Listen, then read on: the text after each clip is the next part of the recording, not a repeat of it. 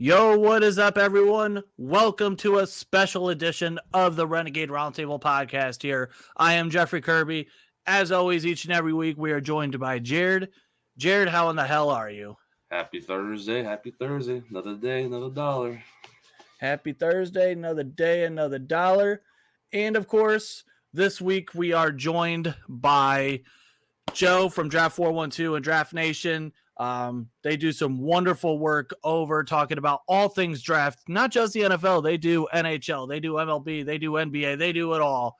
So anytime you need draft information, draft412.com for your Pittsburgh stuff and Draft Nation for anything else. Joe, thank you so much for joining us.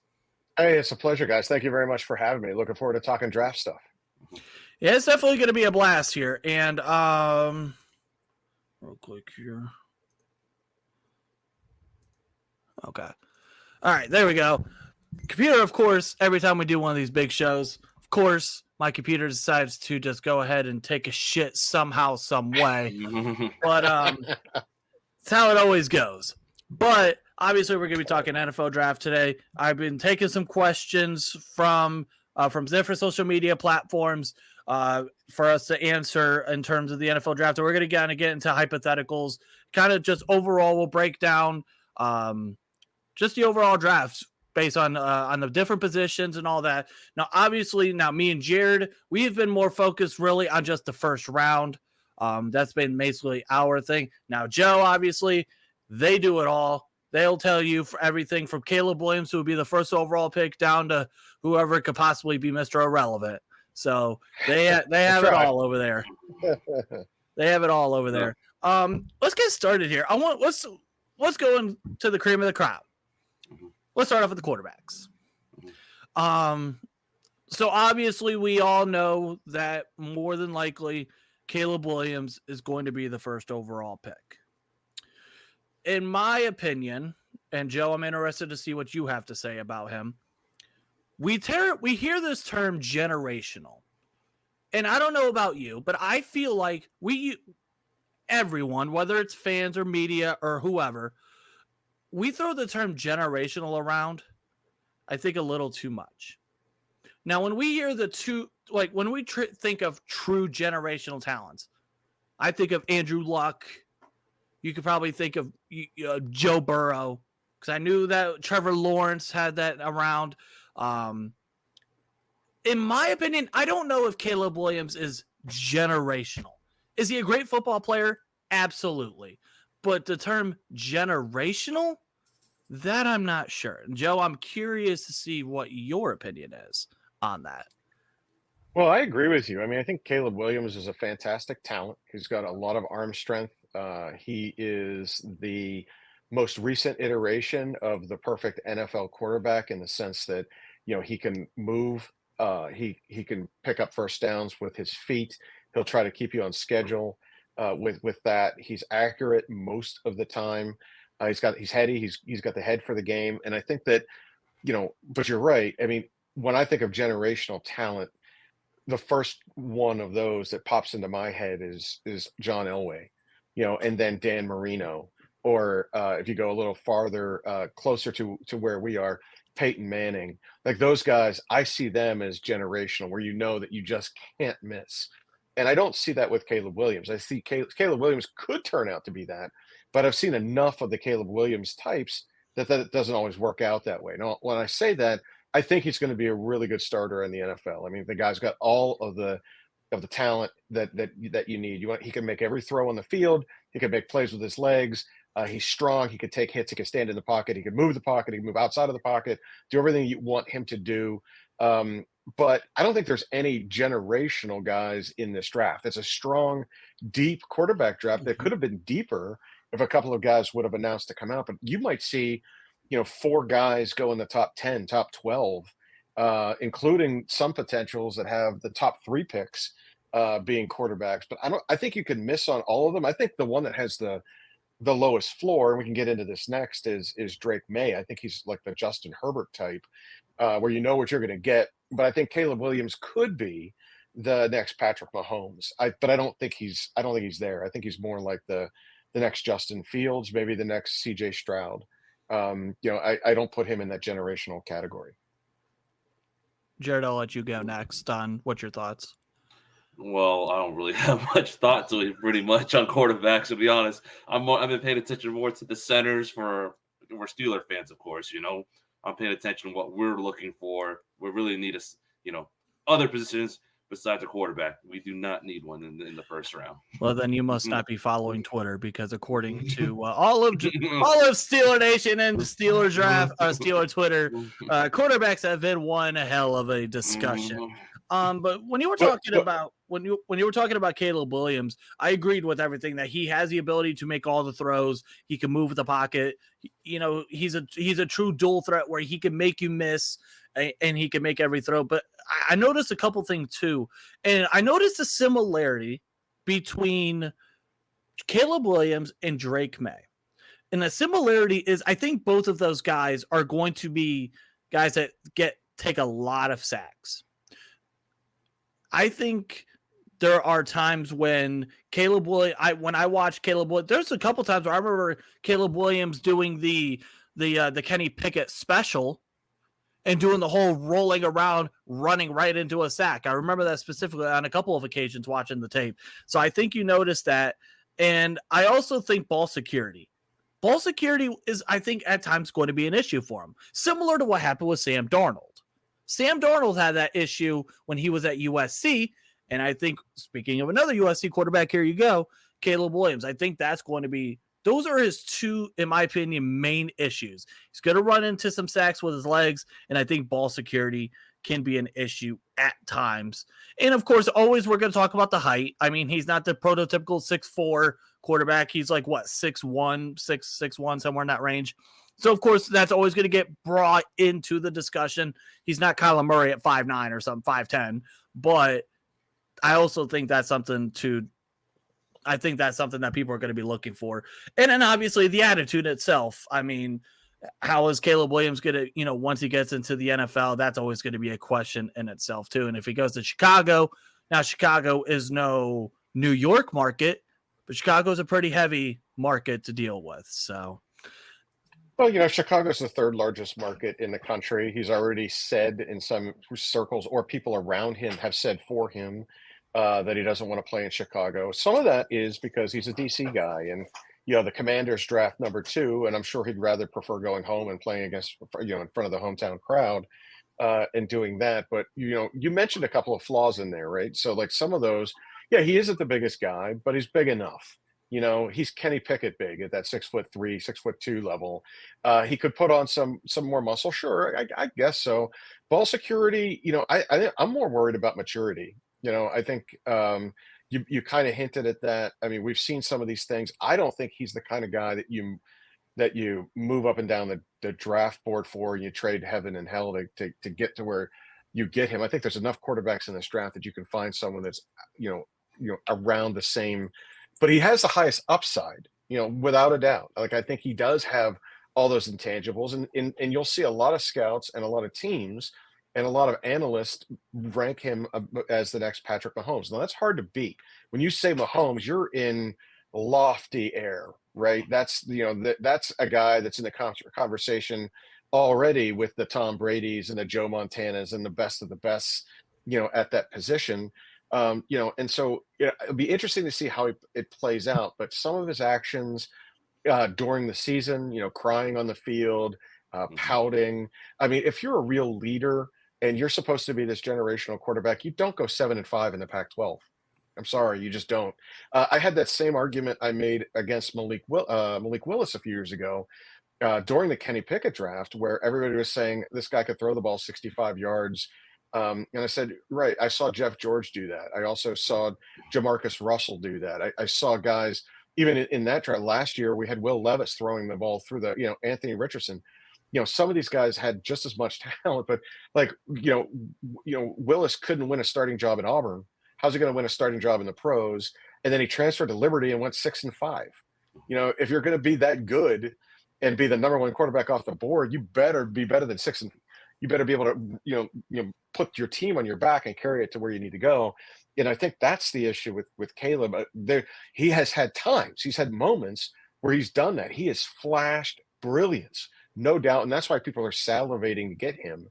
But by the same token, we've seen flaws. This diamond is not without its flaws, and if they can hone it the right way, sharpen and polish it, he's going to be a good one. But is it worth paying the freight to move up and trade a couple of first rounders away to do so? I don't know. I think I would be happy getting Drake May falling in my lap at number 2.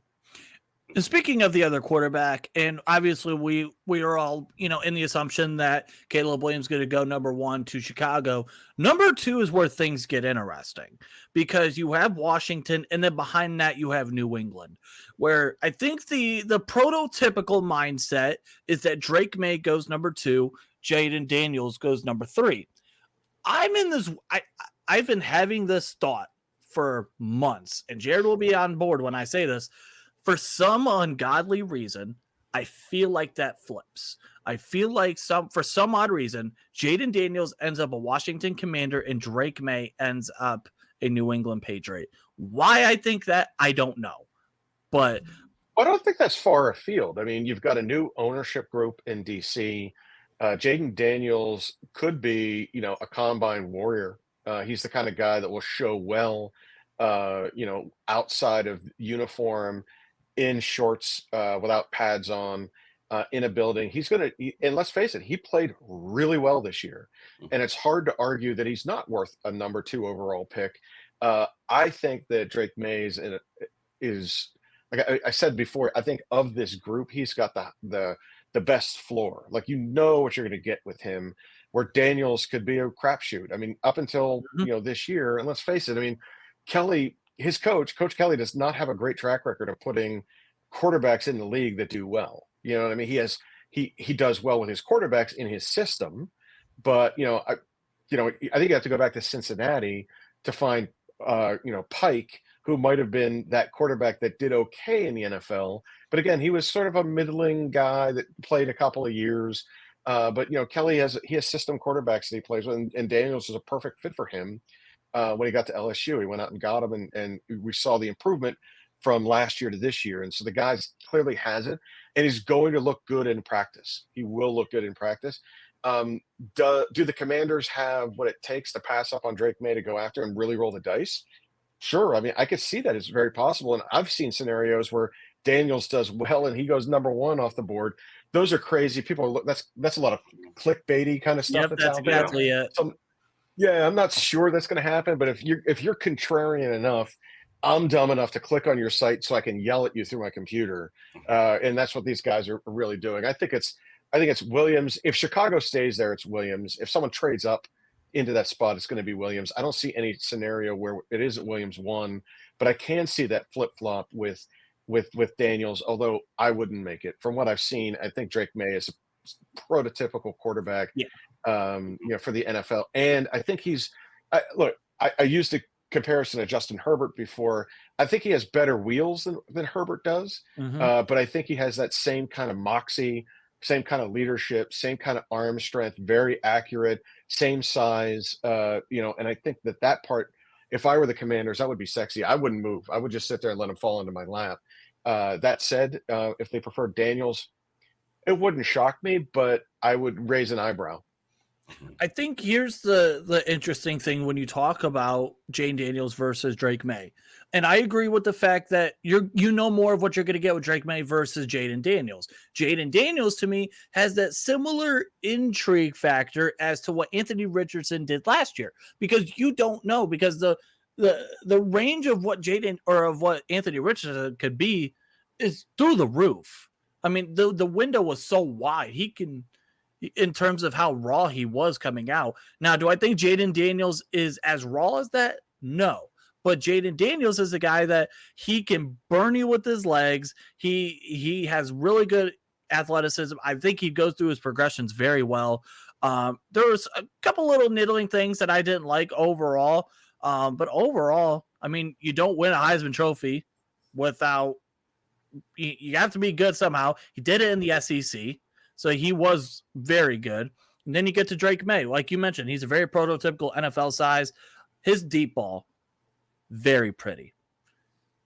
That was one of I saw. Yeah, that was the Go ahead. first thing that I thought of when I was watching his tape. I was like, wow, his deep ball is pretty. And I think one thing too is he's a sneaky athlete.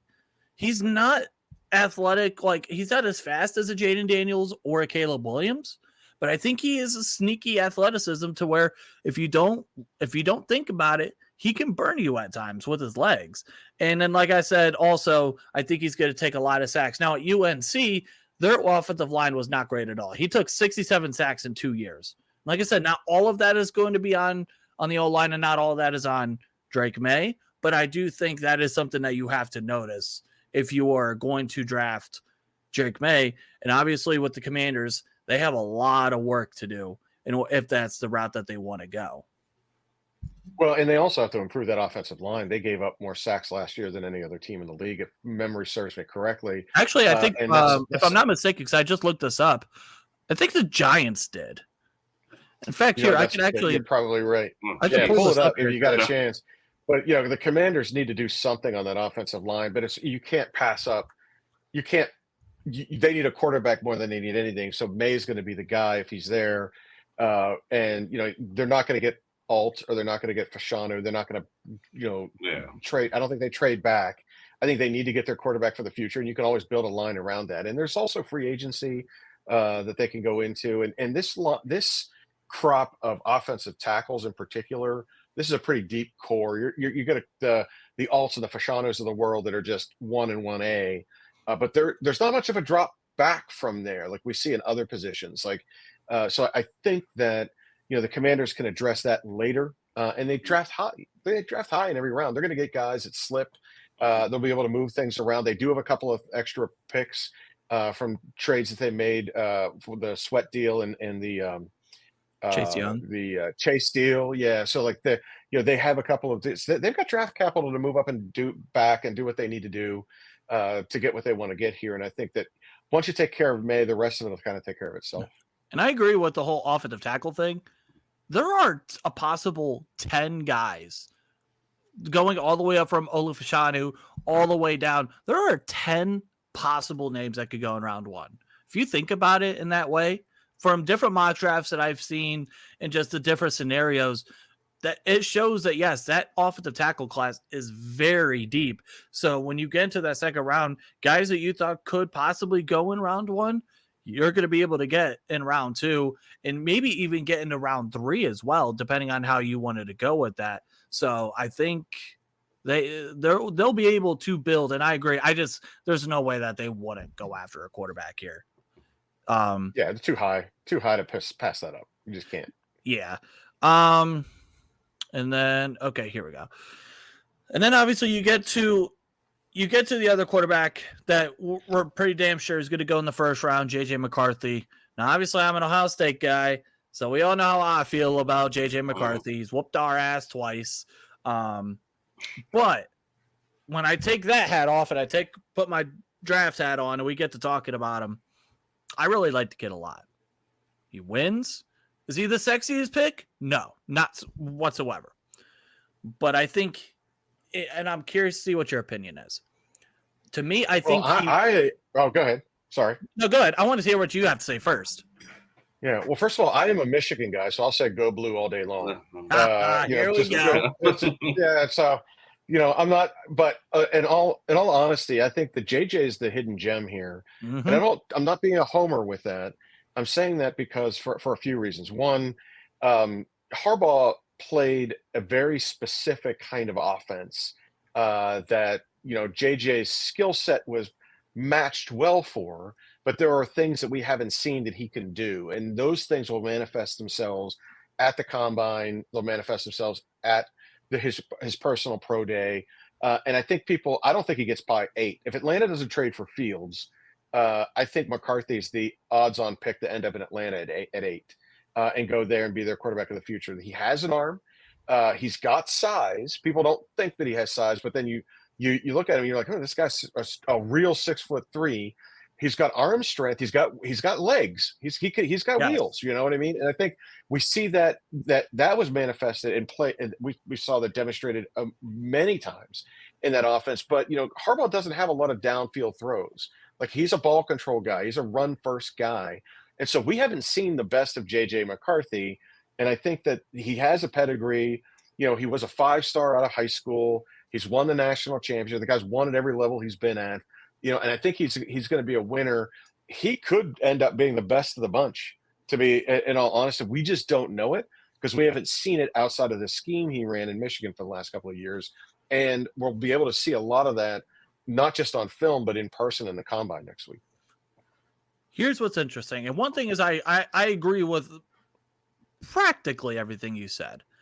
The only thing that I don't agree on is not about him. It's where he goes. For some odd reason, I don't think Atlanta is going to go after him personally, even if they don't get Justin Fields. I think the interesting spot to watch out for would be number 11 to Minnesota. I think Minnesota. I also think Denver at 12. I don't think he gets past one of those. Yeah. Yes, he ain't getting past 12. And number 11 is that spot. Now, granted, for everyone watching, 2 weeks from today, we're doing our mock draft 1.0 show. That might be a hint on where I might be going. There may or may not be a little hint of what I might be possibly thinking. And I think the one thing, too, that I noticed and what you mentioned about Harbaugh, I think he's going to be at his best when he's in the play action rollout game and he's playing the intermediate game. I think if you get him you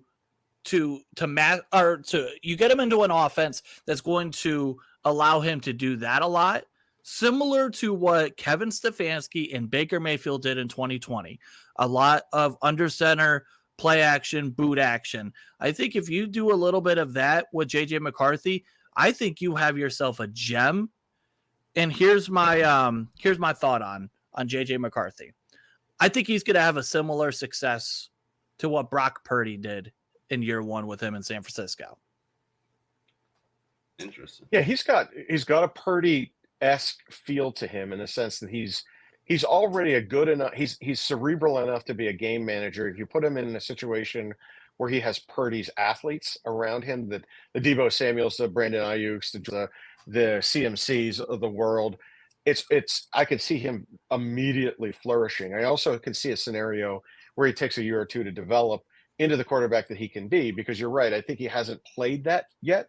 He hasn't seen NFL speed like that yet. And I, as a Big Ten guy, it hurts me to say this, but I'm not sure there's a lot of talent in the Big Ten, save for Michigan and Ohio State. And that's no slight against the Penn State guys. They're going to have more than half of that guys drafted before the end of day 2 next week. But there's a drop off, right? Ooh, and yeah. You don't have that same kind of drop off in the SEC. And dare I say, in other leagues too. I think there's some other teams that might be, at the top there. Now, JJ has seen that, like he fought through it, and he won his game against Alabama. He won his game against why he deserves his national championship.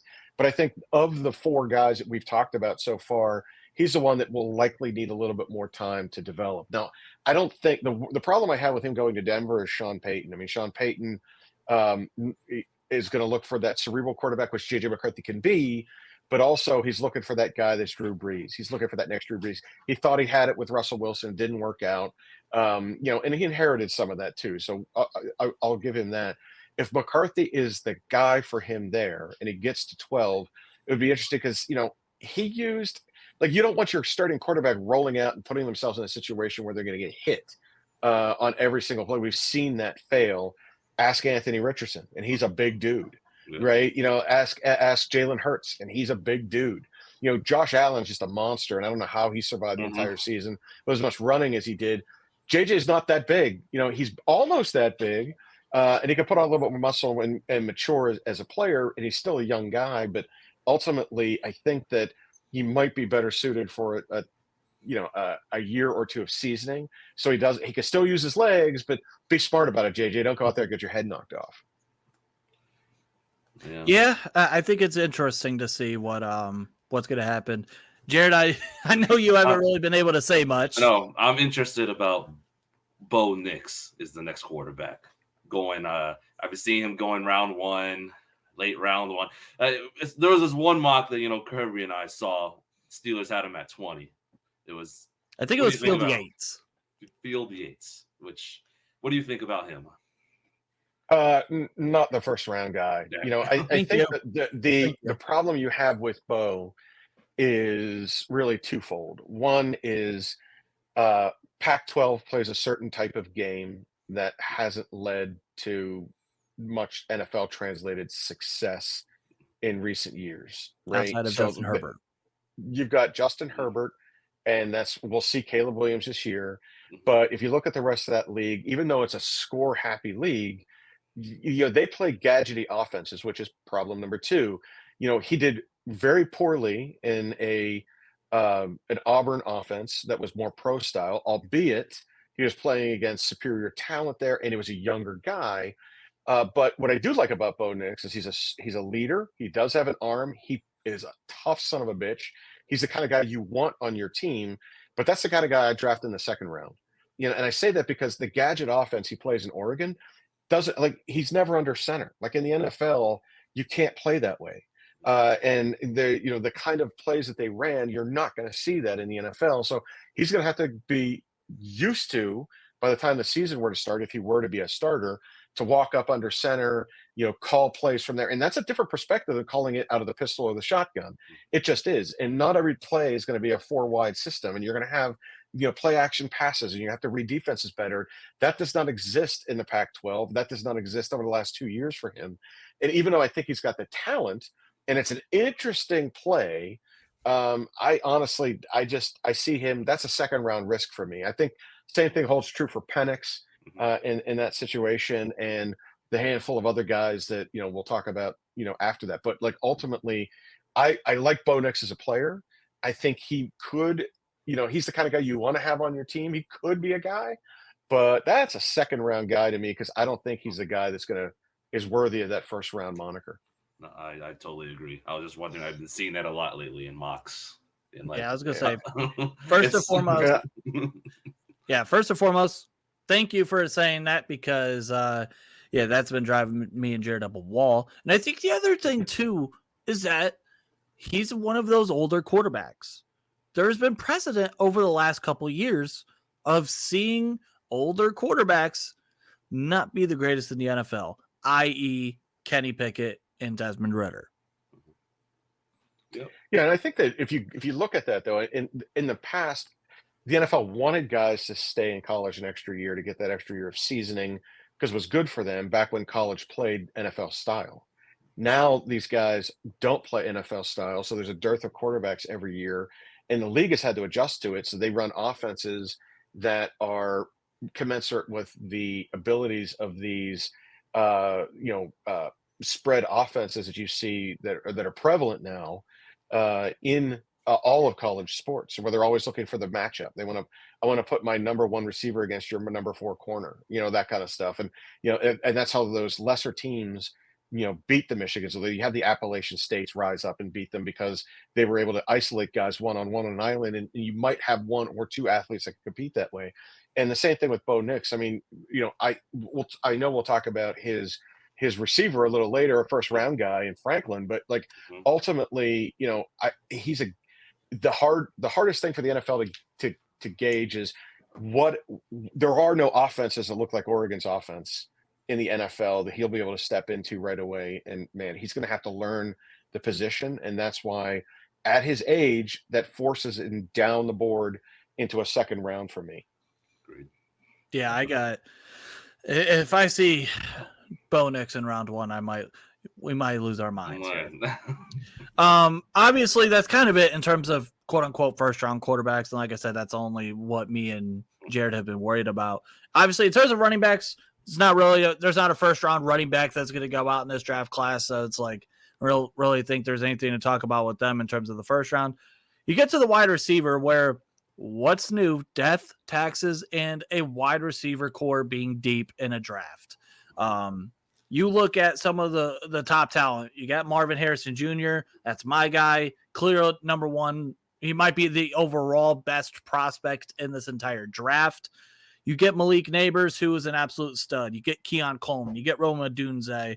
You get Brian Thomas. And then you mentioned Troy Franklin. And then you get guys that are going to be possible questionable mid to late round first round guys. Adonai Mitchell, Xavier Legette, Devontae Walker. So there's an abundance of names that you can see go in the first round in terms of the receivers. Yeah, and this is going to be a little different than last year. Last year we saw a run on the receivers in the 20s. It really kind of started with the Zay Flowers and the Jordan Addisons and the Quentin Johnsons that went later in the draft. This year, you're right. I mean, Marvin Harrison Jr. is probably the best player in this draft. He won't go 1 or 2 because they need quarterbacks. I see a scenario where he goes to New England, but I honestly think that he lands in the lap of the Arizona Cardinals, and he could be the best wide receiver prospect to come out since Larry Fitzgerald. And I say that respectfully to all of the other players like the Jamar Chases of the world, and others that have been really good and stepped on the field day one and were dominating. There's something about Maserati Marv that gets you excited when you see him. He's got size, he's got pedigree, he's got bloodline, he's got hands, he runs sharp routes, he's everything, and if you could give a guy a perfect score, he might be the closest thing to that in this draft, right? So, I think that's sexy. If he took Marvin Harrison out of the mix, you mentioned Malik Neighbors, you mentioned Robert Didzey. I mean, these are guys that would be the number one receiver in any other draft, but for the fact that Marvin Harrison just happens to be, in this draft. And so I can see a guy like, Neighbors bouncing, right after him, or a guy, like a Dunze going right after. I can see 3 of those guys going in the top 10, and I can see 6 or 7 receivers in the first round here when all is said and done. And that's not taking away from the guy that gets drafted 6th or 7th. Those guys, they're worthy of that position. This is really deep, which also brings me to my next question, or my next assertion, I should say, which is I'm not sure we'll see that many go because it is deep, and you want to grab something in a different position because some of those guys become the same guy. Like, is Brian Thomas any better than Leggett? Is he any better than Keon Coleman? Or could we get a guy that's similar to them in rounds 2 and 3? And let's go get our tackle now. Let's go get our edge now. Yeah. And so I don't know if even though I think there are 7 or 8 guys that might be worthy in this draft going in the first round, I think we'll only see 6. And last year I think we saw a total of 4. And last year's wasn't nearly as deep as this year's. This year's it is festooned with guys that can play right away. So we'll see. But Marvin Harrison Jr. is far and above. Probably, if you had a big board, he has to be on the top of everybody's big board. Yeah. Even though he won't go number 1 overall, but he's deserving of it. Yeah, and I think the one thing too, now obviously me being a Buckeye, I got the pleasure of watching him every week. I think the biggest thing that I noticed and that I really, really love with Marv, he's not a bad blocker at all for a wide receiver, and he's a willing blocker. When you come out of Ohio State, it's like when you come out of Alabama, you come out of Ohio State, you come out of places like that, you're going to block. And Marv was a pretty damn good blocker for a wide receiver too. I think that was one of the more underrated things that you just add on to him, to already all the receiving stuff that you mentioned. Just adding little stuff in like that is huge as well. Yeah, and here's a guy. I mean, his father was slight of build in comparison to him, and he did everything right. And you add his size and strength, and you put him in the body of a DK Metcalf with the ability of a Marvin Harrison Sr., who, oh, by the way, is already wearing his gold jacket in the Hall of Fame.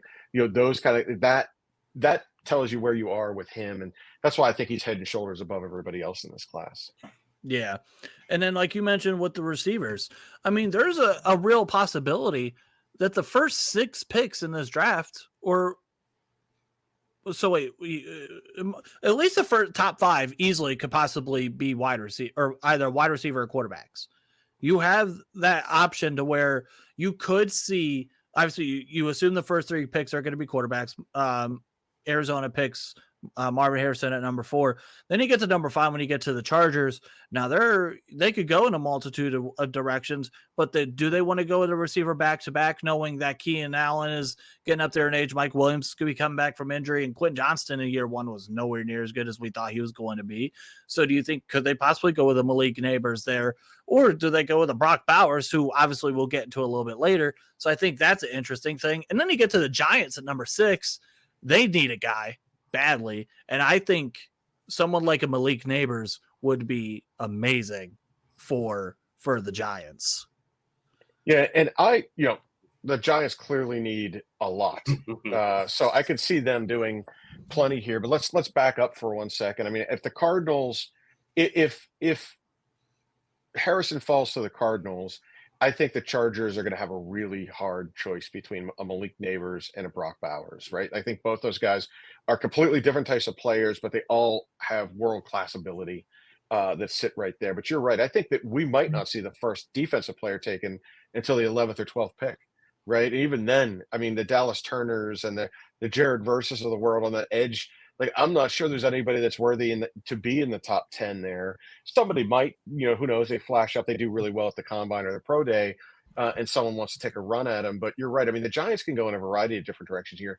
And I wouldn't be surprised if, like, a Jaden Daniels slipped through the cracks and the Giants had a chance to pick him at 6.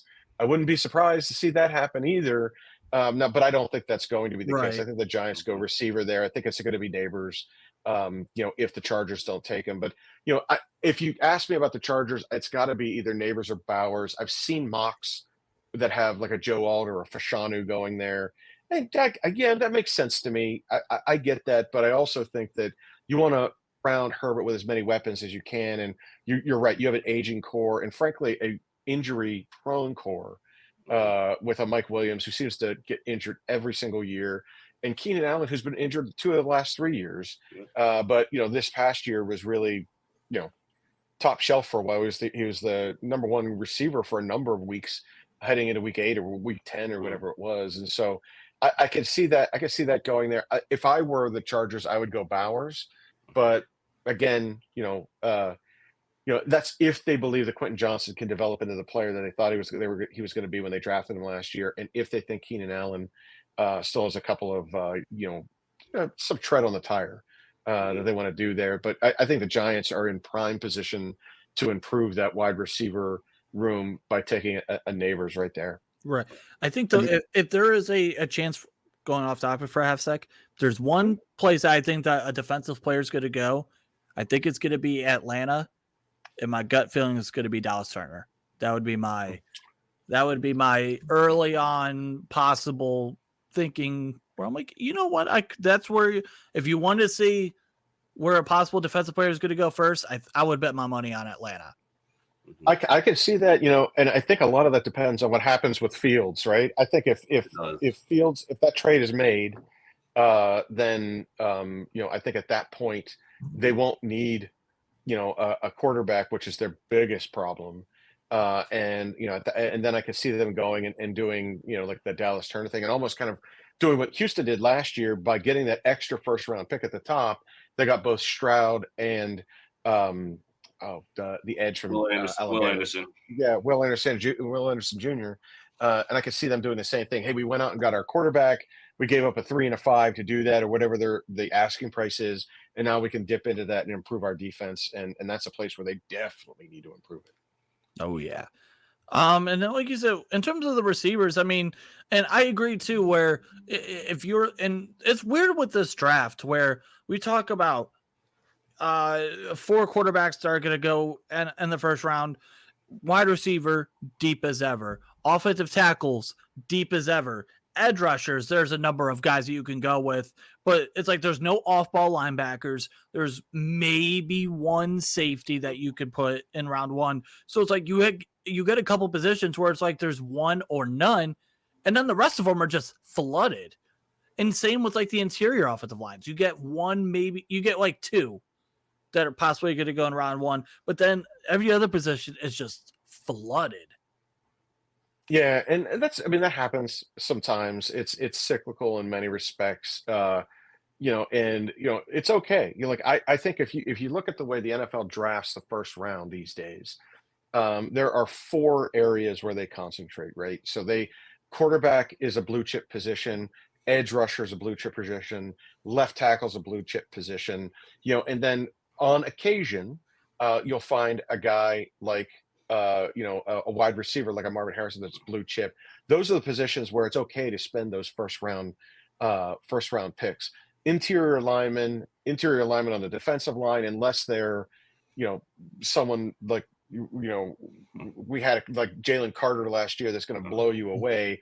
In most cases, you're spending those first rounds on edge guys, and we see 4 or 5 of those go every year. And and corner is another one of those blue chip positions. We haven't even talked about them yet, and there's a ton of those guys, in this year's class as well. There might not be a Sauce Gardner out there, but there's a few guys that are close to that. And I know we'll flip to that side of the ball eventually, but right now, I think if you take corner, edge, quarterback, and left tackle, those are the 4 blue chips, and you can sprinkle in every now and then a wide receiver like that. Everything else you can get later. So if you're drafting later, you could take the number 1 center off the board, getting back to Jared's point, because I know where we're going with that when we get there.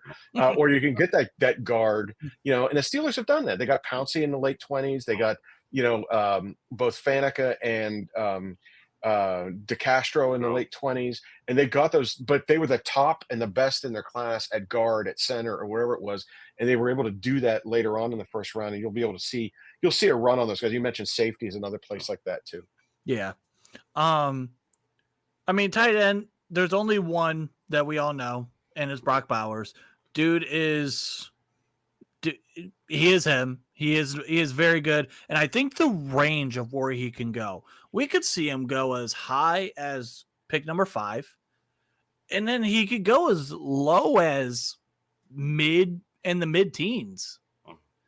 Like, I mean, he has a pretty wide range. To me, he is the wild card of this draft in terms of where he goes, because depending on where he goes, it could dictate how other teams draft in terms of whether they might need a tight end, or if they're thinking if someone that you didn't expect to take him takes him, well, it's like, oh, hey, now you're 1 pick closer to the guy that you might actually want to be able to get and not have to trade up for him. Yeah, I think that Brock Bowers is that generational talent, to use that word before. Yeah. At his position. He's what people expected of Kyle Pitts. And I think this guy is his rug. He's 6'4", he's 240. He can catch, he can block, he can run. The guy has a nose for the end zone. He's everything you want to see. He's everything you want to see in that nouveau tight end position that the league is playing with right now. He's if you liked what Sam Laporta did, Sam Laporta was a 2nd-round guy. If Bowers is a top 10 guy. But you're right, he could fall as far as Cincinnati, because there are so many other players in this draft at positions of need. It's hard to say you need to take him, but I don't think he gets that far. I think that there might be a team farther down that may trade up to grab him before he falls that far. And the rest of that class at tight end is not that good. No. You've got a couple of other guys, and then you got Jatavian Sanders from Texas, who's coming out as a junior. He's proven value. He did really well for them all season. Here's a guy that's super athletic for his side. He explodes off the line. He has the kind of, the ball tracking ability that you want to see in a tight end for the kind of stuff he does. But he's, is he as bulky as he needs to be to play in the league? He probably has to put on a little bit of strength. I'm not sure he's a 1st-round guy. I think he's a 2nd-round guy, and I think you'll see that. Or you go out there and look at Cade Stover, not to mention that that team from the South. But there's another guy who maybe he didn't have the season that everyone expected him to have, but I'll bet you put him in the right uniform in the NFL, he's good. But he's a day 2 guy, right? And you can go through the list of them and see, are they going to be there? And the truth of the matter is beyond Brock, the rest of these guys you could get in free agency. You can get in, these are guys who have been developing on your practice squad.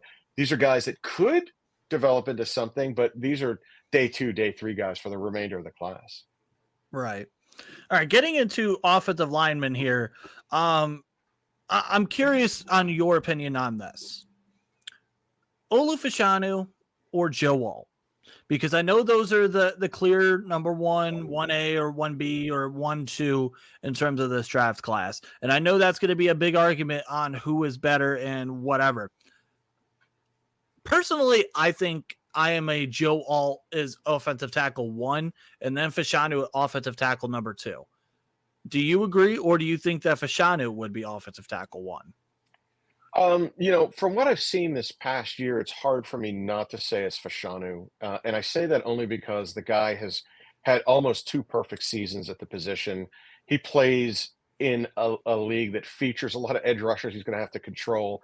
He's proven he can do that. And the guy he's a veritable genius. I mean, comes from an incredibly intelligent family. The guy he went back because he wanted to get his degree. He didn't have to do that. He has character in the sense he wanted to play and try to win something with his team and thought they could do it this year. And turned out they couldn't. But, I think the guy, and that's not saying that Alt isn't the guy. Alt is going to be an all-pro. I mean, the guy has it written all over him. I just think, with all those intangibles, and these guys are about the same quality from a physical perspective, I'm going to defer to the guy because the smartest guys in football outside of a quarterback are offensive linemen, and I think Fasciano brings that, and I think he'll be a cerebral left tackle in this league that will learn not to get beat, will learn how to, to manage his play there. And Alt is just a bruiser, man. That guy is a mauler. I love watching him play on tape. He is so much fun to watch. And there was marked improvement from where he was last year and where he was this year. I mean, you saw the guy grow. And I'm not talking about physically grow, but grow as a player.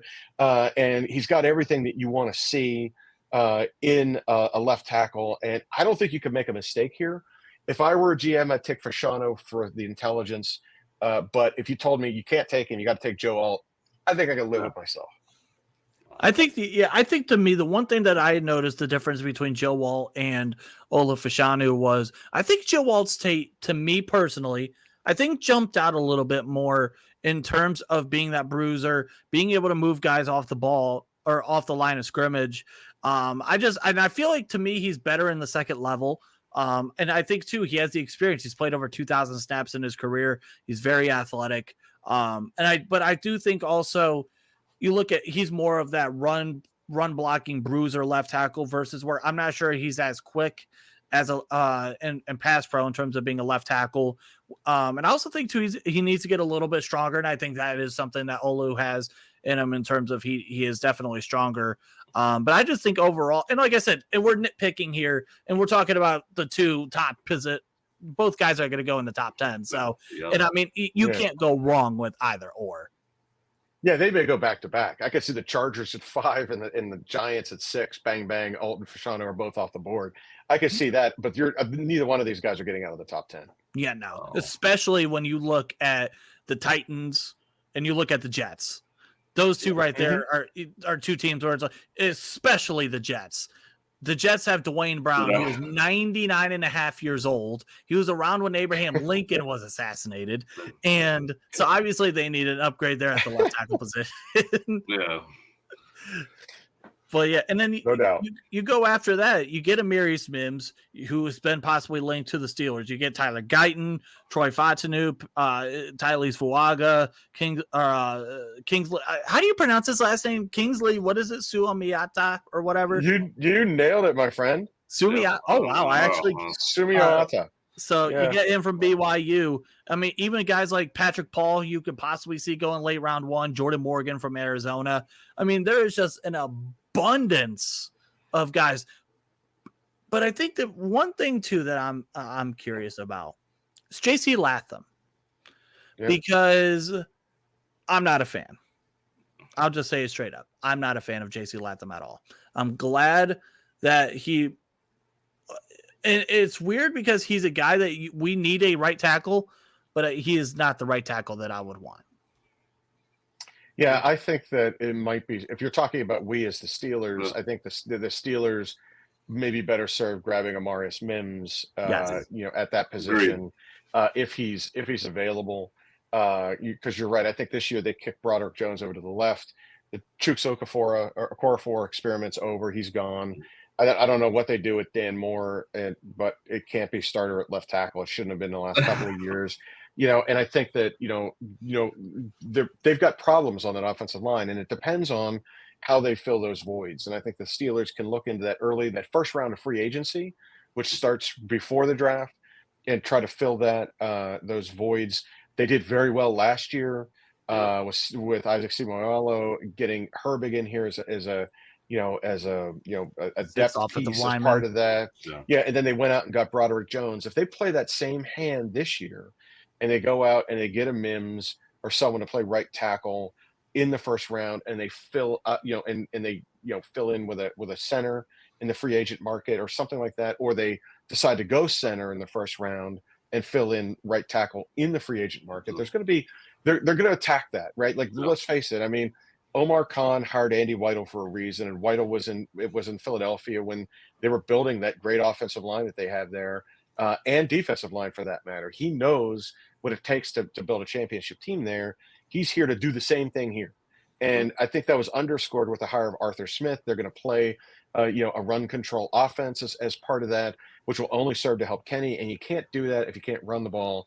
And with the Steelers, they can't run the ball. They started to better at the end of the season, but Mason Cole's not the answer. Daniels is not the answer. Chooks was not the answer. Jones was playing out of position. They need to move him to the left. And for whatever reason, they decided not to do that this year. And Cimarella was the only guy on that line, I think, that really held his own throughout the entire year. And Jones was learning. He had a good season, not a great season. Not a great, yep, agreed. Yeah, and I think we'll see that. We'll take a step next year and be who they think they draft him to be on the left. But that right tackle position is glaring, man. It is popping. Yeah. And you're right. I mean, with JC, I think I saw him in the SEC and in the playoff games be beat. You know what I mean? I think he's someone that can be beat. He might have been served by going back for his senior year, but ultimately, I get it. You want to come out in the pros and have as much of a career as you can there. And he's got talent. He'll go in the first round. He might be the first right tackle off the board. If it were me, though, it would be Mims. Yes, I agree. 1,000,000%. For sure. All right, Jarryd. We're going to let you have your moment here. Listen, and Jackson Powers Johnson. Tell me more about him. So you want the Steelers to go back-to-back years with JPJ, huh? So we got Joey Porter Jr. That's exactly what we said last week, too. Yeah, they need to. So I'll say this. Here's a guy that, for what it's worth, was understated throughout the year. He shows up at the Senior Bowl and blows everybody away. Like, he took on all comers and came out smelling like roses. This guy did more for himself at that game than possibly any other player. There were a few, but JPJ definitely jumped up the board. It is hard for me to advocate to pick a center in the first round unless you see that that's going to be a Marquise Pouncey, right? Like, if you're and I'm using that only because it's a Steelers reference. No, for sure. Yeah, but Creed Humphrey went in the second round. Tyler Linderbaum went in the first round, right? Is this guy as good as Tyler Linderbaum? I don't know. We don't know. And again, he played, in an offense that, again, was kind of gadgety. So are we seeing, but he was doing a lot of pass defending out there. But what we saw at the Senior Bowl, if that is something that he continues to do through the combine and in his pro day, I think that could be a place to play.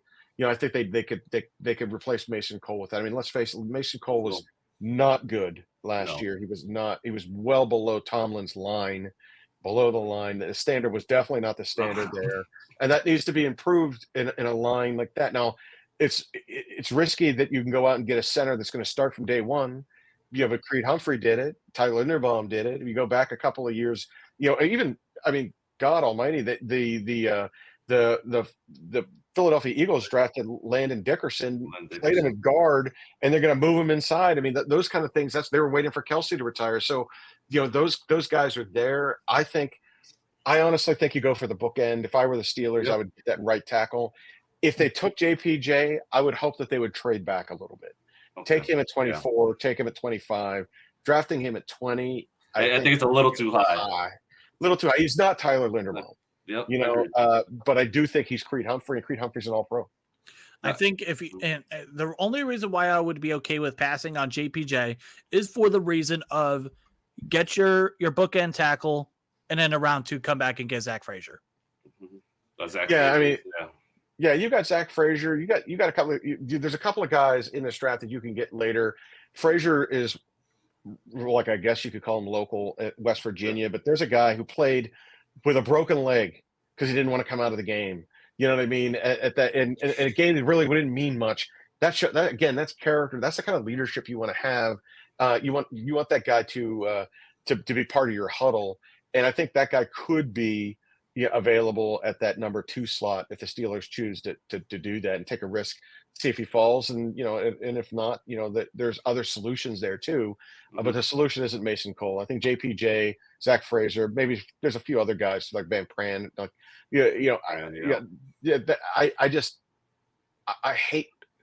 I hate saying at 20 we're taking a center. Yeah, You know what I mean? I'd much rather trade back. If you're gonna do that, trade back, and if you don't get him, then you picked up extra draft capital somewhere else, and for sure. you can chase Frazier down in the second round, and maybe even move up to get him if you're fearful that he won't be there for you. All right, let's move on to the other side of the ball. We get to the edge rushers here. I mean, again, there's a multitude of guys you could go after. Dallas Turner, Leatu Latu, Jarryd Verse, Chop Robinson, Atisa Isaac, Braylon Trice, Landon Jackson. I mean, those are just an abundance of names right there that you could possibly go. And one of those guys, like I mentioned earlier in Dallas Turner, could possibly even be a top 10 pick. Yeah. You've got edge rusher is sexy, right? It's one of those 4 blue chip positions I talked about earlier. You're not going to fault your team by drafting one of these guys who are going to put pressure on the quarterbacks, right? We see it every year, and those guys pan out. Will Anderson really, helped Houston turn it around this year, and he was the first guy off the board. I don't know if Dallas Turner is Will Anderson, but I know that he's, of that ilk. Jarryd Verse is another guy who just continues to get better. He hasn't been playing football all that long. You know what I mean? And he transfers in from Connecticut, I believe, to play in that Seminole defense, and does really well. They're one of the best defenses in the land last year, and so you could see those guys making an immediate impact. But you're right; it's a deep position. So if you're not going to get number 1 or 2, you can pick them up later in the draft. And some of those guys, I mean, I don't think the Steelers need to focus on that position. I know we're not talking about the Steelers; we're talking about the draft overall. But I know we've been talking about the Steelers recently. I think that you could pick up some guys in the second and third rounds, maybe even in day 3, that could develop into that in the same way that Herbig did last year, and the way Highsmith did a couple of years ago. Yeah, and like I said, I mean, Jarryd Verse was a guy that I thought could have possibly went round 1 last year if he would have came out. I thought he was a guy that possibly could have went in round 1. He comes back, stays another year. Clearly, he's going to go in round 1 here. It's going to be really interesting to see with some of these guys, and guys like Chop Robinson. Chop Robinson is someone that is interesting as well. Played at Maryland for a year, went to Penn State. He was one of those guys that, like, there's certain guys that when you watch the film, that you immediately have a comp for him within the first 5 seconds. Last year, to me, it was Quentin Johnston with Martavis Bryant. This year, to me, Chop Robinson reminded me of Anthony Barr coming out of UCLA. Yeah, and all those years, Barr is a real good comparison to him. I think, Chop too, he's going to be a first round guy. I don't think he gets out of the first round. I think he's in the mid or back end of the first round. I could see him going in the 20s. But because there's enough of those edge guys there. But if you're floating there at the end, if you're the Cardinals with that second pick, or your Buffalo who needs it, I could see these guys in the mid to late 20s going, and that's where I see Robinson in that range. Yeah, I mean it's a multitude of guys you can go, and I think the one thing too is switching into the interior side of the ball real quick. I mean, this is a draft where it's kind of deep in terms of that position, in terms of the top end of round 1. There's 5 possible guys that you could see going around 1. Obviously, you got Drazon Newton from Illinois. You got Leonard Taylor from Miami. You got Byron Murphy from Texas. You get Tavondre Sweat from Texas. Hell, you even get Chris Jenkins from Michigan. So, and obviously we've seen a Chris Jenkins play in the NFL before. He was pretty good. So maybe there's precedent for that. Pretty good last time I checked. Yeah. So, but I think the best out of that bunch, I mean, in my opinion, is Newton. I know that, I think that in that class, nothing against Murphy. You're right. There's enough guys there. But again, when you get into interior defensive line, you have to be Jalen Carter-esque.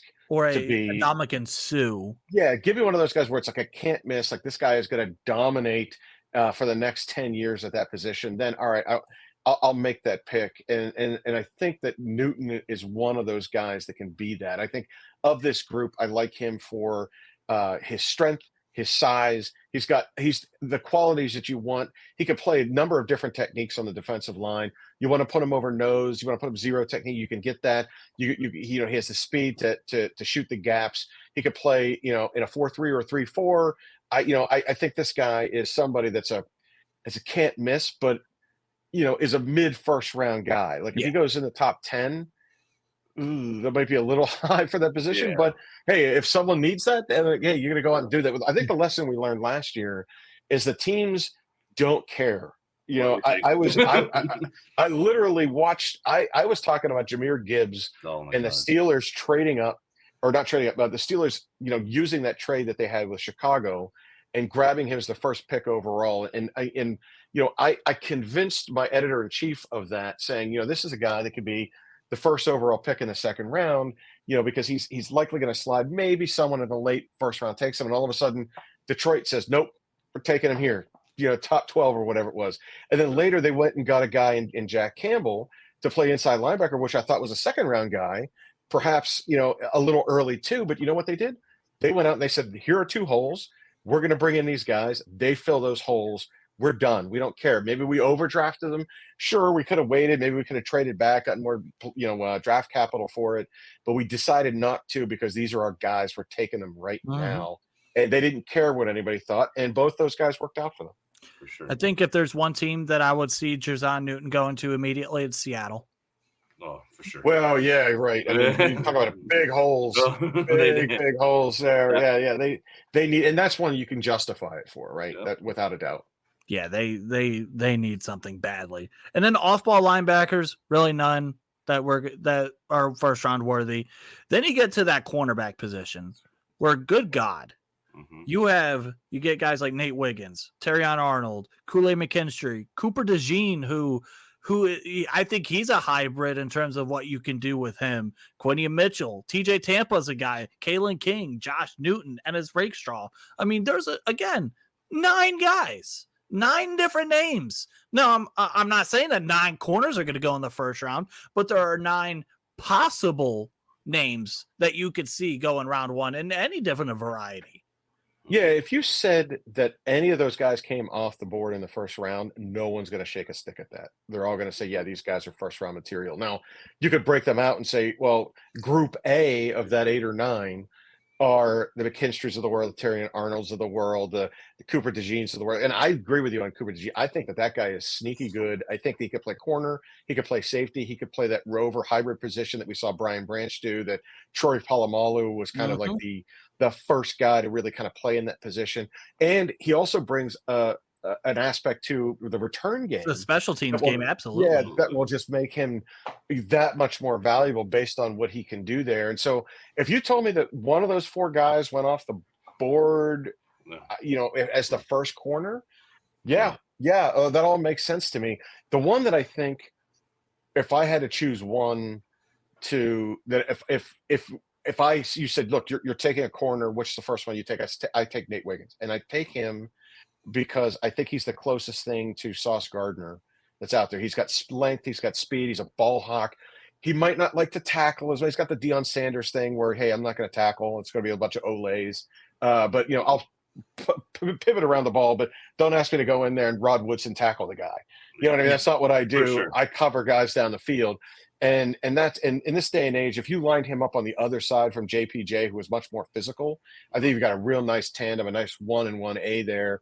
And I would take Nate Wiggins. But if you said, hey, Terrion Arnold's the first off the board, or Kool-Aid's the first off the board, sure. I mean, I think before this season, Kool-Aid was in the top 10 for many, many mock drafts. And the only reason he slid is no one was throwing at him all season. So all right, we saw Can't that really watch with JPJ. Yeah. It's like, well, there's nothing to look at because they're just going to throw on the other side of the field. And I think that's a testament to how good that guy really is. So you're right. I mean, I think there's 9 guys with a first round grade, and we might see 6 or 7 of them go. Yeah, I think there's 2 things on the corners real quick.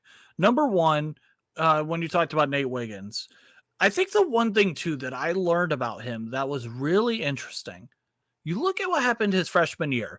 He was called very immature by Dabo Swinney. He was being late to class, being late to practice, and whatever, blah, blah, blah.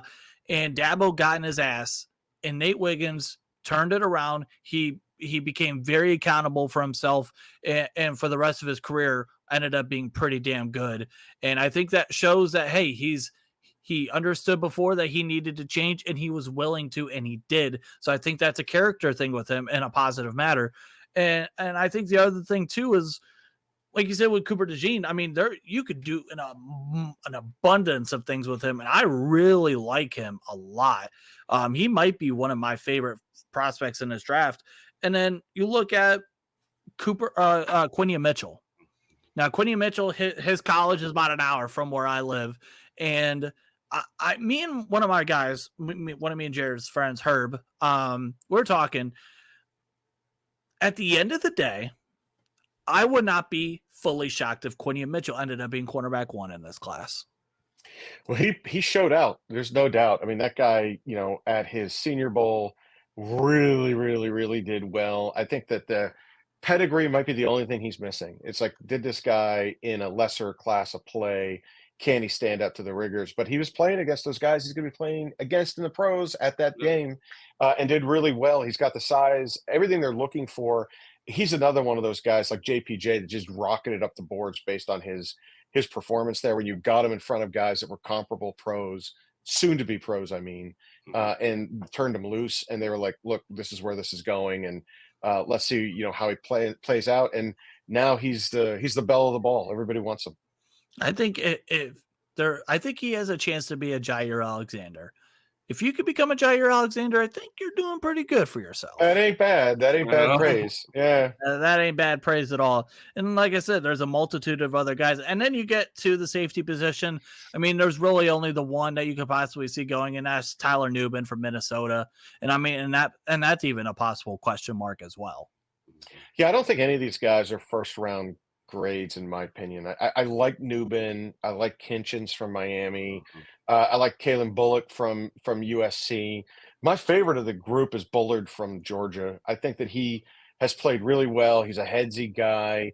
I honestly think you can get him mid day 2, and he's just going to be as good as anybody else. And I think Nubin is probably the closest. If you said Nubin went late first round, okay, everybody else is a day 2 guy. Yeah.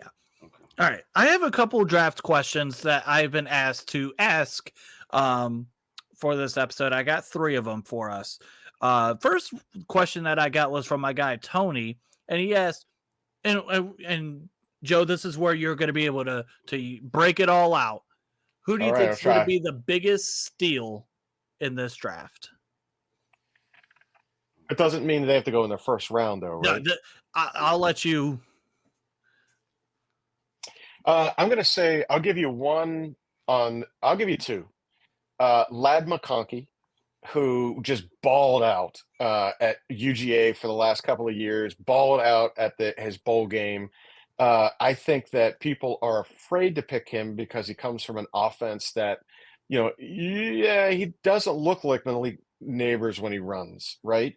But the guy has a nose for the end zone. He, to me, just screams sleeper in this class. And I think that, I've seen him get mocked in the first round, but I think he's more likely, a second round guy. And I think for me, I like him. The other has a name that we all know, and that's McCaffrey. And I think there's another guy who could be a receiver, play running back, was a former quarterback, transferred around, ended up at Rice. But he's got that NFL pedigree. He's got the bloodlines, and even though he's not as sexy as his brother, I think he's somebody that will do well. Now, is he going to be an all-pro? No, I think McConkey can be somebody that really is surprises people, and that would be the guy that I think is my sleeper of this class. Even though it's hard for me to say that because it's hard to say a sleeper is a second round guy, but I think that's the one guy that if I had to say would blow anybody away. I think he could be a first round talent that's hidden somewhere in the second round, and someone gets a steal with him. Sounds like another wide receiver that came from Georgia not too long ago. Mm-hmm. Yeah, I wonder who that was and where he ended up. Interesting. Next question is someone from Daniel Philippides. If I pronounced your name wrong, I apologize. And no, I'm not talking about Andrew Filipponi. I'm not talking about him. where would Kenny and Justin Fields rank among this draft class? Actually, I got that asked in a way. I got asked that twice. So we'll answer that. Where do you think Kenny and Justin Fields would rank among this quarterback class? So I think, Kenny would be exactly where he went overall when he was around 20. I think this guy is still a first round. If you rewound the clock and you put him in this class, he would clearly be behind Williams and May. I think that with his stats in college, he would have superseded Daniels and McCarthy, but I see him in that situation where he could be a late first round guy. If you put aside what you saw him do over the last couple of years, because I think a lot of that's an incomplete. Yeah, I think people are down on Kenny, but for ridiculously stupid reasons. I mean, the guy didn't start his first season or to start a first game until the game 10 of year one, behind one of the world's worst offensive lines in the last 2 years. It had a winning record and only had thrown a handful of interceptions in a ball control offense where he was told not to make mistakes.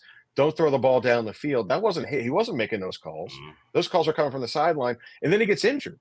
Now, the truth is he wasn't lighting up the world, but, there are guys out there. Last time I checked, Peyton Manning threw 30 interceptions his first year. Imagine if Kenny Pickett would have thrown 30 interceptions with this talent. They would run him out of here on rails, right? Or, you take a look at a guy like Terry Bradshaw. Last time I checked, again, sticking with, the Pittsburgh theme, there's a guy that won 4 Super Bowls. He couldn't beat out Joe Gilliam and Terry Henry back in the day. But sometimes quarterbacks take a while to mature. Now, Kenny was expected to be there already because of his age, but that doesn't mean he's seeing that in practice every day. And let's face it, the pros are much different than that.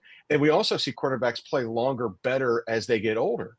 There are guys that were better at 35 than they were at 25. And I think that if you take a look at the one thing that Kenny has going for him is that he's accurate. And that's the one thing that always gets overlooked, because people are impressed with arm strength. They're impressed with size. They're impressed with athleticism at that position. The one thing that you need in this league to be successful is accuracy. Ask Joe Montana, ask Peyton Manning, ask, this guy named Tom Brady. You do not have to have a rocket arm to be an all-pro or a Hall of Fame quarterback. You have to be accurate. You don't throw interceptions, and you hit your guys in stride, and Kenny can do that. He hasn't been able to do it because his line has sucked. He's had poor play calling, and frankly, he hasn't been at the level. He's got to put some blame on him too. He just hasn't gotten there. So if you told me if he goes back into this draft, where does he go? I think he still goes in the first round, but late first round behind a bunch of those guys. And Justin Fields, I think it depends on what you're saying. If you're saying Justin Fields before he was drafted, where does he go in this class? He might be 3. He might be the Jaden Daniels of this class, right? He might be that third, quarterback off of the board. If you play into it, what we've seen on the field, unless you're playing fantasy football, Justin Fields is not a good quarterback. If you want a guy that goes out there and gets 180 yards passing, a touchdown and a pick, misses 4 or 5 wide open guys, makes up some mistakes on the ground with 40 yards rushing and a touchdown, that's great because he scores well for your fantasy football team. But at the end of the day, he's going into year 4, and we're not sure he's still a starting quarterback. You know what I mean? I think there are people out there that want to take a run at him because he finished the season strong and he showed improvement. I'm the first one to admit that. He showed improvement.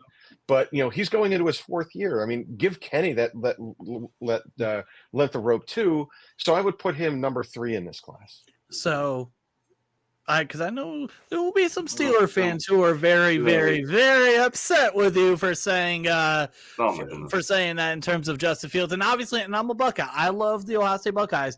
But one thing that when we have talked about that debate on, I think I would rather stick with Kenny for the simple fact that also, you're going to have to pay Justin Fields here very soon. And also, I don't want to have to give up the capital to go and get him for you don't know what he's going to be. Yep. I would rather just stick with Kenny. He doesn't work out great. We know he ain't going to be it, but we're still going to be paying him for cheap, and then we could go in another direction here very soon, rather than using draft capital that we really need to use on other parts of this team as well. Yeah. Well, I would argue I'm not sure you get a starting quarterback with Justin Fields. No, I don't think I so. mean, he's okay. He hasn't had a winning season. He's been injury prone. He's shown the inability to learn the offenses, and you can blame that on 3 offensive coordinators in 3 years. I do. I'll give him a pass on that. And he did show improvement this year, but he's still inaccurate. He still has hard times reading defenses. He hasn't shown like in a 3-year period, you got to read on what your guy's going to do. And I'm just not sure he's that guy. I think he's a serviceable quarterback for if you don't mind if your team's not making a run. Is he going to win you a Super Bowl? And the answer is no. I don't see in any situation where Justin Fields wins anybody a Super Bowl. He might be a starting quarterback. Kyler Murray. It's a perfect example. I mean, Kyler Murray is a gifted player, is never going to win anything. He just isn't, and I'll even go out on a limb here and say this about Lamar Jackson. Lamar Jackson won his second MVP. I'm not sure he should have been MVP. There was a guy in Buffalo that had 50 touchdowns this year and took his team from 6-6 to the second seed, and again, made a run at it with a lesser team. Jackson is an incredible player, an amazing talent. I'm not denigrating anything he's done. He's injury prone. This year, he showed that he could improve on his accuracy, but he still can't throw outside the numbers. He did a better job staying in the pocket, not running and getting injured. So he showed improvement, but that's paying a lot for a guy that, again, I'm not sure he's going to get you over the line. I mean, is he ever going to win a Super Bowl? I would bet against it. And I definitely don't think Justin Fields is. So if you're trading for that, you're just trading for mediocrity. Like if you're going to do something, I would rather go dip back into the draft and go and chase another quarterback and say, well, you know what? We saw a couple of years of Kenny, that's not working. But I also saw an extra year in Justin, and that isn't working at all. Right? So, I don't know what we're doing there. If you think that he's going to make that jump, great, more power to you. I just don't think he's that guy to get you to this. And let's face it, you're talking to a Steeler audience here. Is Justin Fields going to win you a Super Bowl? And if the answer is no, he's just going to help Tomlin get to 10-7. Then that doesn't matter to me. I mean, that's not what we want. Not what you're doing. Yeah, so I would pass on that altogether. It sounds sexy. He was my starting quarterback in my fantasy football team, and I lost in the championship because he was just as good on scoring that Patrick Mahomes was, because he ran the ball for 75 yards and a touchdown or whatever it was, and I would get those cheap points. But you could get that later. But we're not playing fantasy football here. We're playing trying real to win football. Championships. Yeah, and first of all, we're trying to win a playoff game first. That's what that's the thing is first. We need to win a playoff game first. And then the last question that I got is someone named Rob. He said, "Do you think that the Steelers will trade for Justin Fields?" And so we already know that answer. No. Or do you think that the Bears ride with Justin Fields and trade the first overall pick? I think I know that that's kind of an agenda based question, if you ask me, because he's trying to say yes, the Steelers should trade for Justin Fields, which again we just had that discussion. I don't know if that's where he's actually trying to go with.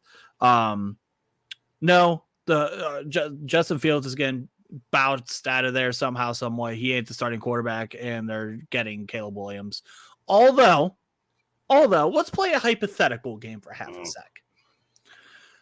Say for some ungodly reason, Chicago does stick with Justin Fields, and the Chicago is willing to trade out the first overall pick. Who do you think goes after that first overall pick? And this goes back to what you mentioned a little bit ago about if you were a GM, you wouldn't trade up for that first overall pick for Caleb Williams. But we all know how this goes. Yeah, well, I think it depends on the draft capital going back the other way. If you're Washington, you don't have to trade that far, but it's still, you're going to have to give up your 2 and next year's 1, which is that. And is there that much of a market difference between Caleb Williams and Drake May? And if the answer is yes, then you bite. If it's not, if it's no, and your team says no, then I don't think you do. Anybody else is going to have to pay a king's ransom. And I mean that in a way where I think that's true for New England, where they fall down to 3, because I honestly think that the goal here is for them to land on a quarterback they want. Meaning Chicago. Atlanta at 8, coming up from there, is going to have to give up a boatload to do that. Minnesota, I'm just not sure. I don't know who that would be, and in my head, I think that they're boxed in. I think it's convincing Washington that they need to trade up and make that switch, and for them to pick up a couple of like a first round next year and a second round this year for it, and let them take their guy, and then you take May, who might have been their guy all along. Maybe New England at 3, but I'm not sure that New England does that. I mean, no one knows Jarryd. We don't know these guys there yet, so Mhm. it'll be funny to see what they do. But my sense is that that they're trying. You don't float that you're going to trade a guy, not to trade him. The guy's already taken Chicago Bears off of his social media stuff, saying how Yeah. he just wants this over. He wants to end. He's trying to be professional, but then he's throwing a little bit of a temper tantrum, doing the stuff that he's doing. And so it's hard for them to walk back from that. So I Yeah. think they either already have a trading partner for it, or they think they're confident enough to be floating that out there. Or else they would have had a conversation with Justin and said, no, you're our guy. We're not Yeah. trading you. I don't care what they say. And because that hasn't happened, that means they're entertaining calls, which, and I think he ends up in Atlanta. I think Atlanta gives up a 3 and 5 to get him, and that's their starting quarterback. And Chicago builds yet even Mhm. more of a stockpile of draft picks. I think what was interesting about what you said about Chicago handling the whole Justin Fields thing, the one thing that I keep on thinking when you mention that is about a team that's in the division of the Steelers that had something similar to that a couple years ago with Baker Mayfield, where they claimed, "Oh, you are a guy. We're not sure. You are our guy." And then they go out and meet with Deshaun Watson. And then once you do that, now you have, and that's why they had to go and pay $230 million guaranteed, because he couldn't back out from that. Yep, it's over, right? Yep, that's exactly right. And that's the thing. So you have to watch out for that kind of stuff. In this day and age, players have more control than they used to, and they can force, they could force trades. And I think in this case, we'll see the end of the Justin Fields time in Chicago, and he'll end up somewhere else. I hope soon. Tired of hearing it. Yeah. Well, I think I'm going off draft topic real quick, and then we're going to get on out of here, is another name that the Steelers, and again, obviously we are talking overall NFL drafts and stuff, but at the end of the day, we are still a Pittsburgh podcast. So of course we're going to sprinkle in our little bit of Steelers in here. Another name that we keep on possibly seeing for the Steelers, if they wanted to go in a different direction, is Kirk Cousins. Now, to me, I'm like, listen, he's coming off an Achilles tear. I don't have an Achilles tear, but I'm currently recovering from an Achilles injury. It ain't fun at all. And he's 35 years old, 35, 36 years old. He's in his mid 30s. And what you would probably have to give up and what you would have to pay him, is he going to get you to the promised land? I don't think so. And if he's not going to get you to the promised land, then I'm sorry. No, again. No. Yeah, I don't know what Kirk Cousins. I mean, first of all, the Steelers don't have $40 million in cap room to sign him. That's problem number one. His salary is, I mean, and second of all, if you're going to make a move like that because you need a starting quarterback, they have to be closer to a championship than they are right now. Yeah. I don't think this is a championship caliber team. Nope. There's a lot of holes in it. And part of it can be fixed this season. Likely it'll take more than that to get there. And bringing in an aging, coming off a very horrific injury, and I had an Achilles injury, and it ended my hockey days, quote unquote. Mhm. When I was playing, and I'll tell you this, it's not fun to recover from No, in it your is mid not. 30s, right? So because I've been there, done that, and even Hell, though I'm he's in a my mid world-class 20s and it's athlete. not fun at all. No, yeah, I mean, this guy's a world-class athlete. He has world-class trainers and docs around him. He will bounce back, but the Steelers are not in a position to pay him. They're not in a position to win right now. So why would you go out there and do that? That just doesn't make any sense. You could spend that $40 million in other places, locking up guys, getting other guys in here, and then you've drafted a quarterback to see how he's doing. That's it. The only way they do that is if they're out on Kenny, and they're not out on Kenny. Nope. Nothing they have done in this offseason is shown to anybody except for people that don't understand it takes time to develop quarterbacks often. I mean, I can't. It's so blatantly obvious to me that he hasn't had enough time. The jury is still out, and they believe that they're not going to do that. There's no one. I just don't. I can't see it. I mean, look, Jordan Love spent 2 years on the bench. He comes in the first 12 games. Everybody's, oh, he stinks. They're going to stink. And all of a sudden, look what happened when you put it all together. And he has offensive talent around him. He's deep wide receiver core. We don't. We have Deontay Johnson that drops balls, doesn't finish routes, and complains when he doesn't get it. We have George Pickens who runs one route, makes that play all the time, is in fantastic talent, but then complains when he doesn't get the ball, and he's a freaking second-year guy. We have retread and Allen Robinson. We have Calvin Austin who hasn't panned out. We have Freiermuth that can't stay on the field, and an offensive line that can't protect the guy. So you tell me, is Kirk Cousins going to survive in this offense when he can't move? No. Right? Why would we spend $40 million on that? It smacks of desperation, and that's not how you build a team. It's two things. It's one, it's change for change. And B, what you mentioned about Kenny. We live in an instant gratification era. If you were not great immediately, then we're done with you, point blank, period. And simply, especially when it comes to quarterbacks, is not the case at all. It's rare. You will get guys like CJ Stroud who will come in immediately his rookie year and ball out of his mind. But it takes time. Patrick Mahomes he's with one of the greatest offensive minds in NFL history. He's a future Hall of Fame head coach. He sat for a year behind Alex Smith, who's one of the smartest quarterbacks that you will have in the NFL. And then Josh Allen, it took him a couple of years. We knew he was going to be more of a project guy. It took him a couple of years to. It took him 3 years. And guess what? He was drafted in the middle of the first round. Sounds like Kenny. Right? Well, Josh Allen was a top 10 pick. I think the Bills traded up. He was 8th overall. I thought it was. He was 8th overall. Yeah. So, but still, 3 years. But it took 30 years to develop him, right? Mm-hmm. I mean, people are just not patient. They just want it right away. I blame Amazon for that.